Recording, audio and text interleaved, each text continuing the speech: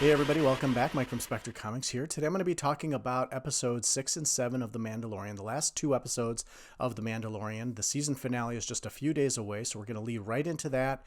I'm going to talk about some predictions and a little bit of a wish list, what I hope happens in that episode, and you can leave a comment in the comment section of how badly I was wrong on those predictions. So in the background, I'm going to be drawing Grogu or Baby Yoda for the non-Mandalorian fan. Today I'm drawing on a Wacom Cintiq HD tablet. I'm using Photoshop Elements for my drawing program. And before I even get started, go ahead and like the video, subscribe to the channel so you don't miss any future videos, and let's get started. So beware of spoilers if you haven't seen the last couple of episodes. Episode 6 was called The Tragedy, in reference to Moff Gideon taking the child, or Grogu, to his ship on his way to Dr. Pershing for some additional cloning experiments because of his high midichlorian count. This was a great episode. It was a little gut-wrenching to see Grogu separated from Mando, and now the whole show focuses with a single mission to get Grogu back and back with Mando. So Mando, as directed by Ahsoka in the previous episode, is taking Grogu to the planet Tython, where there's ancient Jedi ruins there. On top of a mountain, there's a rock, which is called the Seeing Stone, which is highly connected to the Force. And Mando is supposed to put Grogu on the Seeing Stone. He's supposed to reach out to the Force, hopefully connect with a Jedi who can train him in the ways of the Force. What I don't get is that if Ahsoka says that it's too dangerous for her to train Grogu because he's got an attachment to Mando, and as we all know, attachments lead to one turning into Darth Vader, why would it be okay for some other Jedi to train Grogu? That just seems to be a question nobody else is asking. Anyway, while sitting on the Seeing Stone, Grogu did connect with someone through the Force. We don't know if it's a light or dark Force user. At the same time, at the bottom of the mountain, Mando was confronted by legendary bounty hunter Boba Fett, who was accompanied by Fennec Shand, who we thought died in Season 1, left on the sands of the Tatooine Desert. So Boba Fett was always one of my favorite characters. I've been a fan since I saw him back in Empire Strikes Back when I was about 10 years old. I still have my original Boba Fett action figure here, and I still have the Slave One ship, his ship.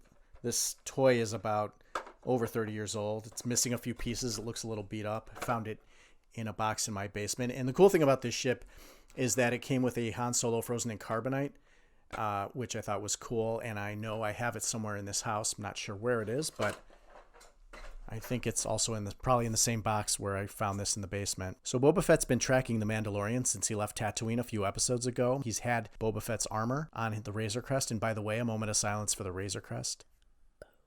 Did anyone think it was odd that when Mando and Boba Fett were having a standoff and Boba said, hey, let's calm down, let's put our weapons down, let's talk through this, that he put down his weapon and he told Mando to put down his jetpack, not his gun?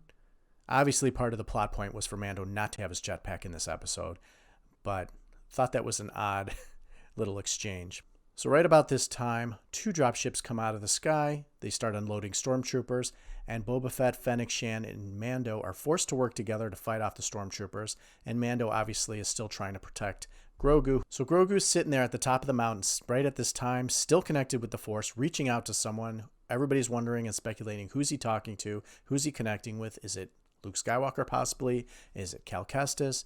Is it Ezra Bridger?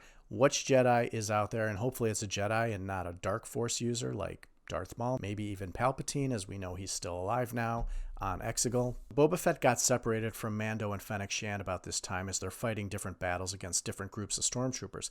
Mando happens to stumble upon the Razor Crest, which hatches open, and he takes his opportunity to grab his armor, get suited up, and get out of there. Now, in the meantime, Fennec Shand and Mando are getting surrounded by a bunch of stormtroopers.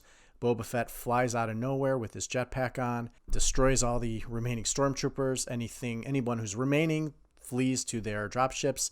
The ships take off, and I thought it was really awesome when Boba Fett took a bow, aimed his reticule on the dropship, using his jetpack missile, blew the two dropships out of the sky, hitting two with one blow. Unfortunately, Moff Gideon unleashes 4 dark troopers who swoop down just as Grogu's coming out of his trance. He comes out of his trance, sees 4 dark troopers surrounding him. Mando is at the bottom of the mountain with Boba Fett and Fennec Shand. He doesn't have his jetpack on. He can't get up to the top of the mountain fast enough to save Grogu. One dark trooper grabs him. The 4 of them take off, head up to Moff Gideon's ship, which is hovering just above the planet. And at that time, they lose Grogu. And the whole storyline flips now with the focus of the story to retrieve Grogu. So one of the cool things about this episode is that when all hope is lost, Boba Fett, Fennec Shand agree to help Mando retrieve Grogu, hunt down Moff Gideon, and get the child back. I thought it was really cool that he revealed his lineage, which was embedded into the code of his armor. And I like the idea of them teaming up with Mando to save Grogu. I think it's a great team-up group. It shows that Boba Fett, as a character, has honor, even though it was kind of odd because he took the armor from, Mando didn't willingly give it up. He took the armor, put it on, but then said, the armor's yours to keep. It belongs to you. And one of the things that I thought was interesting is that Fennec Shand mentioned that the bounty on Mando and the child had gone up significantly. So I really hope this is not a double cross where Boba Fett is actually working with Moff Gideon to not only capture Grogu, but capture Mando. So I would really like the story to kind of continue with Boba Fett has honor. He's there to help. So I'm going to go with my gut on this one and say that Boba Fett's going to remain honorable. He's going to be a great character, and I'm really glad to see him back. So just to kind of round out this episode, Boba Fett takes Mando, Fennec Shand. They go to Navarro. Cara Dune now has New Republic credentials. She has access to the prison records. And we now get a hint of who's going to be in the next episode. We're going to revisit Bill Burr as Mayfeld.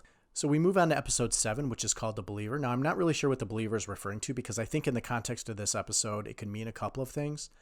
There's no Grogu in this episode. It was just featuring Bill Burr as Mayfeld. I'm a really huge Bill Burr fan, so I was glad to see him back. And I loved this episode because as big of a fan as I am, I did not love the episode he was in season 1. I mean, not because of him. I just didn't like, that was probably my least favorite episode out of the whole season 1. Now, it was funny because I just heard an interview where Bill Burr kind of explained how he got on the show, and he was at some event, either party or something, and he ran into Jon Favreau, and Jon Favreau said, "Hey, I'm working on a new Star Wars show. I'm writing a character for you. Are you interested in being in it?" And he's like, "Nah, I don't want to be in it. I've been trashing Star Wars and Star Wars fans for years. I make fun of them all the time. You don't want me in that show." And his wife convinced him to just go on the show, be a character on the show.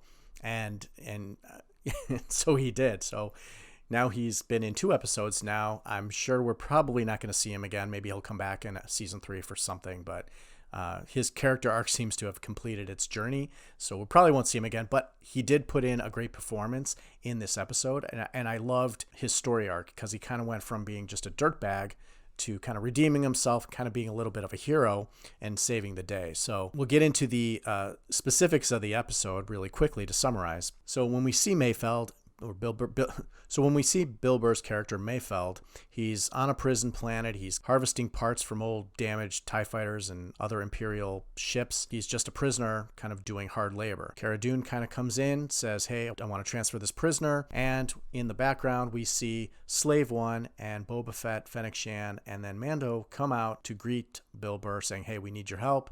He's a little hesitant because he thinks Mando's still pissed at him from what he did to him on season 1 and in the episode in season 1. So because Mayfeld was previously an Imperial officer, they thought he might have access to figure out how can we find Moff Gideon's ship. Mayfeld says, "If you can get me to a terminal on an Imperial base, I can locate the coordinates to Moff Gideon's ship." He says, "I know of a secret base on this planet." I can't actually remember what the planet's name is, but it's a jungle world.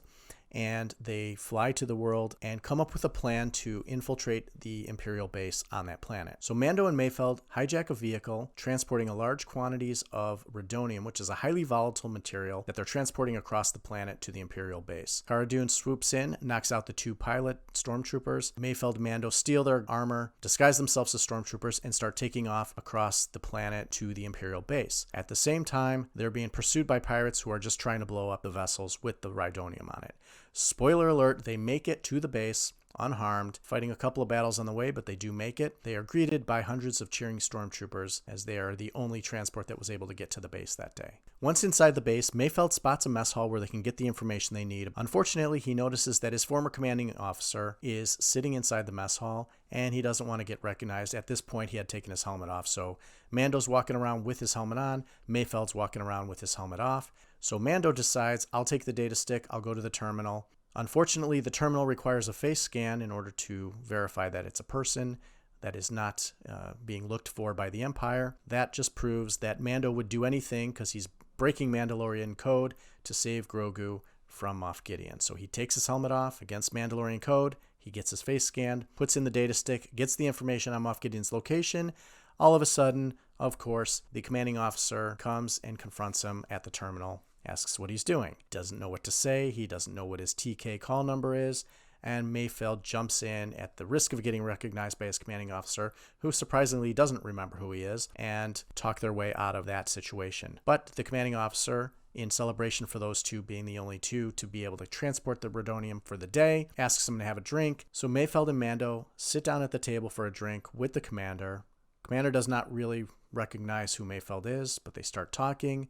Eventually, the commander pisses off Mayfeld, and he pulls out his gun and shoots him in cold blood. So Mayfeld pulls a Han Solo on Greedo and just blows away the commanding officer. I can just see the memes now. Mayfeld shot first. And now, because the best way to infiltrate a secret base and kind of remain hidden and anonymous is to kill a highly ranked officer right in the middle of a bunch of stormtroopers, Mayfeld and Mando end up having to shoot their way out of there. They jump up on the window, knock the window out, and start climbing up the exterior face of the building. At that time, Cara Dune and Fennec Shand are across the river with sniper rifles, picking off Imperials as they're getting chased. Luckily, at that time, Boba Fett swoops in, as was the plan, rescues the two.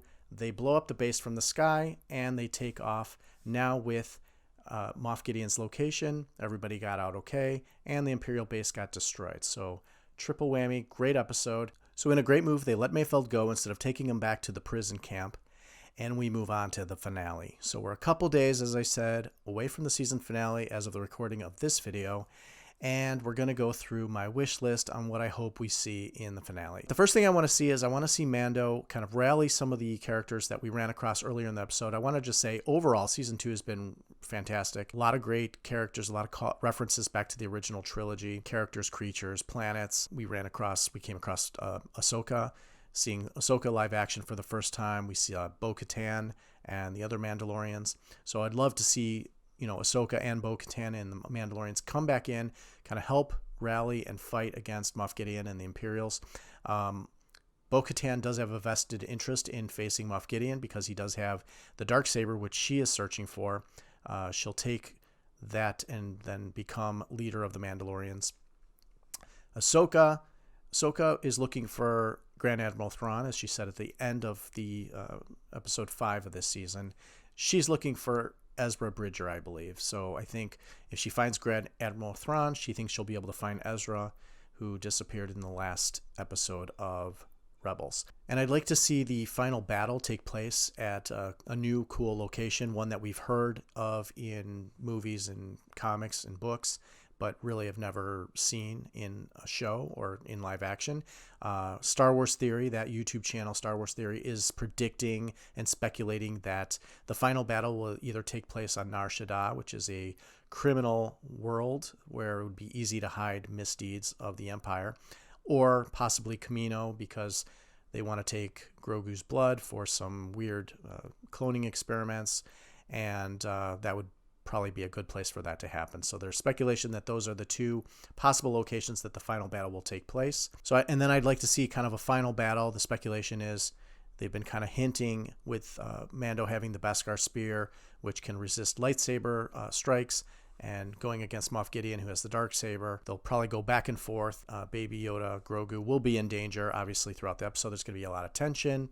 I expect Moff Gideon will look like he's getting the best of Mando in the battle. What I like to see is Boba Fett kind of come in, sweep in, and save the day. So Grogu gets rescued, gets reunited with Mando. I think Mando's still going to have the task of bringing Grogu to a Jedi to get trained, but I'm starting to think that they have a real connection, and it'd kind of be cool if they stayed together. I'd kind of like to see that. Maybe get trained, but still with Mando kind of present for that. And the final thing that I kind of want to see is I want to know who Grogu was able to reach out to and connect to when he was sitting on the Seeing Stone. He obviously reached out in the Force, connected with somebody. Now there's speculation. We'll find out who that is at the end of the season here. It would be interesting if it was somebody Luke Skywalker's around searching for Jedi to start his Jedi Academy. Cal Kestis, as we saw in the Jedi Fallen Order video game, is also a Jedi that's alive and probably now part of canon. So I don't know who it's going to be. It'd be cool to find out. Maybe whoever it is turns out to be somebody who comes in and helps save the day as well. So that's what I hope we see in the Season 2 finale of The Mandalorian. I hope we get a nice cliffhanger that leads us into Season 3, which I think is going to come out about a year from now. So get excited for that. Here's my final Grogu picture that I hope you enjoyed watching me draw in the background while we discussed some of the last couple of episodes of the show. So don't forget to like the video, subscribe to the channel for future content. I also did a couple other Star Wars speed draws, one for K2SO from Rogue One, one of The Mandalorian. Both of those will be posted in the description box below, so go ahead and check them out if you haven't seen them. I'll post the Grogu picture, the final picture, to my Instagram account at Space Misadventures. So go ahead and follow me there so you can study it a little closer. Thanks for watching and have a great day.